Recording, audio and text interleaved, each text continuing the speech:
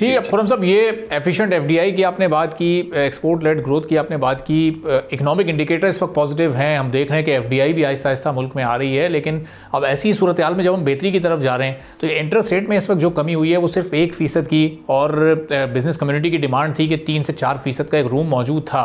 ये जो over cautious approach है इस वक्त स्टेट बैंक की हुकूमत की, इसकी क्या वजूहत हैं? कट एक बड़ा भी कर सकते थे आप अगर उसको जो महंगाई की शरह है उसके साथ मुंसलिक करना। ये खासकर मिनिस्ट्री ऑफ फाइनेंस का कुछ लेना देना नहीं है इंटरेस्ट रेट्स के साथ, अच्छा। उनके डिसीजंस के साथ, क्योंकि ये स्टेट बैंक का प्रेरोगेटिव है, स्टेट बैंक का अपनी कॉल है कि वो कैसे इंटरेस्ट रेट्स को देखते हैं, कैसे उसका डिसीजन लेते हैं उनकी, और उसके अलावा किस तरह से करेंसी को देखते हैं, एक्सटर्नल अकाउंट को कैसे देखते हैं।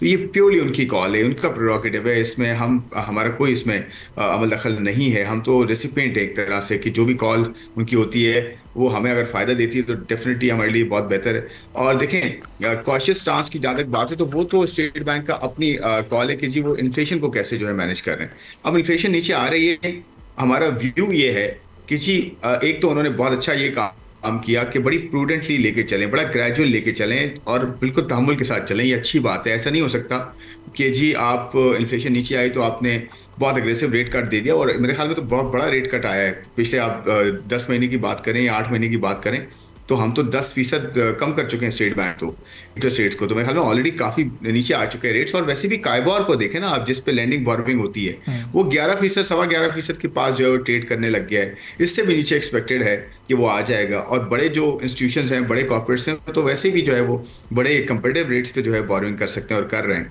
तो मेरे ख्याल में तो ऑलरेडी बड़ी अच्छी जो है स्ट्रैटेजी रही है और कट अच्छा खासा दे दिया है। इन्फ्लेशन देखें 4% पे है, तो मेरे ख्याल में स्टेट बैंक जो देखता है वो कोर इन्फ्लेशन देखता है, यानी कि आप जो तवानाई एनर्जी वाली जो महंगाई है और फूड की महंगाई है इसको हटा दें तो बाकी जो कोर इन्फ्लेशन है कि एक्चुअल जो है लोग कर्जा ले रहे हैं, क्या कर रहे हैं, कैसे यूज़ हो रहा है, वो बेसिकली जो है ना वो तो आपके यहाँ 9, 9.5%, 10% के अराउंड जो है आ रही है। उसके हिसाब से देखें तो रेट 12% पे आ गया, तो वो तो बहुत। और देखिए पॉजिटिव रियल इंटरेस्ट रखना मेरे ख्याल में अच्छी स्ट्रैटेजी है। वो इसलिए अच्छी स्ट्रैटेजी कि लोगों को कंजम्पशन का जो इंसेंटिव है वो रिलेटिवली कम हो, सेविंग्स का इंसेंटिव ज़्यादा हो, ताकि लोग इन्वेस्ट करें, सेव करें।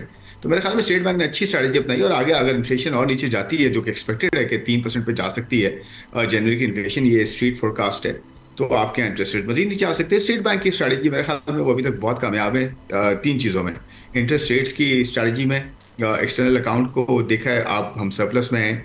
तीसरा जो है ना करेंसी को स्टेबलाइज करने में बड़ा मार्केट फोर्सेस के थ्रू बड़ा अच्छा जो है रोल प्ले हुआ है। तो मेरे ख्याल में अच्छी स्ट्रैटेजी, इंशाल्लाह इसके जो समरात हैं मजीद आके आएंगे और इन्वेस्टर कॉन्फिडेंस मजीद बढ़ेगा।